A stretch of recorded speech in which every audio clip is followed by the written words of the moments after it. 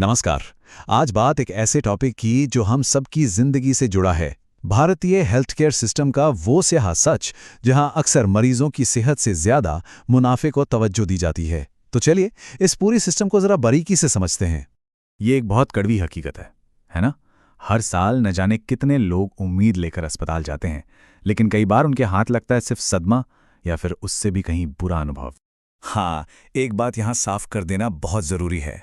ये विश्लेषण सारे डॉक्टरों या मेडिकल साइंस के खिलाफ बिल्कुल नहीं है। नहीं, ये उस टूटे हुए सिस्टम के बारे में है। एक ऐसा सिस्टम जहाँ पैसा, पावर और लापरवाही कई बार इंसानी जिंदगी से भी ज़्यादा अहम हो जाती है। तो सबसे पहले ये समझना होगा कि इंडिया में हेल्थ केयर असल में एक नहीं बल्कि दो अलग अलग दुनियाओं में बटा हुआ है। एक दुनिया वो है जो हमें दिखाई जाती है और दूसरी वो जिसे लाखों लोग हर रोज जीते हैं या कहें झेलते हैं।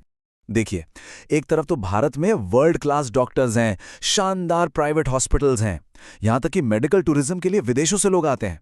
पर इस चमक के पीछे एक बहुत कड़वा सच भी है। वो है गहरी, बहुत गहरी असमानता। मतलब पैसे वालों के लिए तो फौरन इलाज है, लेकिन गरीबों के लिए, उनके लिए तो जिंदा रहना भी एक लड़ाई है। और इस भेदभाव की एक बहुत बड़ी वजह है ये, कई बड़े प्राइवेट अस्पतालों में अब मरीज नहीं रहा, वो एक कस्टमर बन गया है। और जहां मरीज कस्टमर बन जाए वहां देखभाल का मॉडल एक बिजनेस मॉडल में तब्दील हो ही जाता है। सोचिए, कई कॉर्पोरेट हॉस्पिटल्स में डॉक्टर्स पर कितना प्रेशर होता है। उन्हें मंथली टारगेट्स पूरे करने होते हैं और इन टारगेट्स के चक्कर में उन्हें कई बार ऐसे टेस्ट और प्रोसीजर्स करवाने पड़ते हैं जिनकी शायद ज़रूरत भी नहीं होती। यहाँ आईसीयू का बेड रेवेन्यू कमाने का जरिया है और सीटी स्कैन एक सेल्स टूल। और जब सोच ऐसी हो जाए तो नतीजा क्या होता है? इलाज का फैसला इस बात से नहीं होता कि मरीज को किस चीज की जरूरत है, बल्कि इस बात से होता है कि वो कितना पैसा दे सकता है। और यही तो इस सिस्टम की सबसे बड़ी, सबसे दर्दनाक सच्चाई है।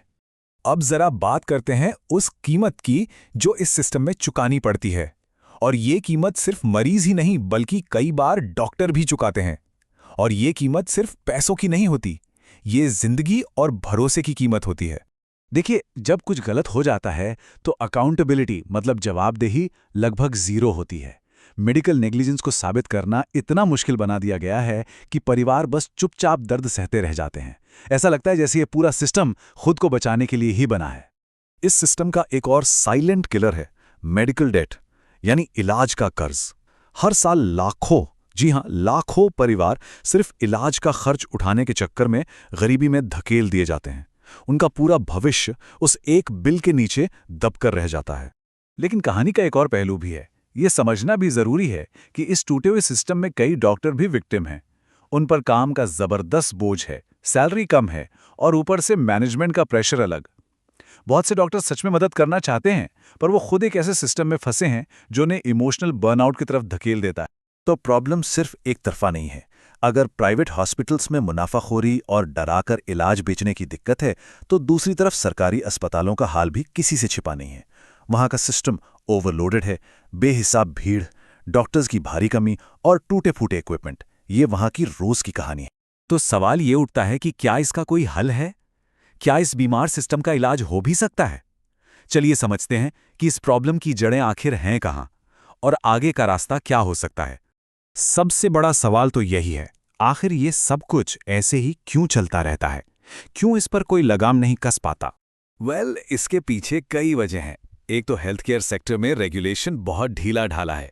जवाबदेही तय करने का कोई मजबूत सिस्टम है ही नहीं। ज्यादातर लोगों को तो अपने अधिकारों के बारे में पता तक नहीं होता। और फिर सिस्टम के अंदर करप्शन तो है ही। और सबसे बड़ी बात, लोग अक्सर तभी आवाज उठाते हैं जब उनके साथ कोई बहुत बड़ी ट्रेजेडी हो जाती है। देखिए, सॉल्यूशन मुश्किल जरूर हैं पर नामुमकिन नहीं। एक मल्टी लेवल अप्रोच की जरूरत है, जैसे प्राइवेट हॉस्पिटल्स के लिए सख्त रेगुलेशंस, ताकि ये जो मुनाफाखोरी है उस पर रोक लगे। बिलिंग में पूरी ट्रांसपेरेंसी लानी होगी ताकि मरीजों को लूटा ना जा सके।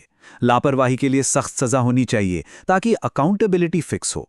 और इन सबसे ऊपर सरकारी अस्पतालों की फंडिंग और इंफ्रास्ट्रक्चर को मजबूत करना होगा ताकि हर इंसान को एक भरोसेमंद ऑप्शन तो मिले।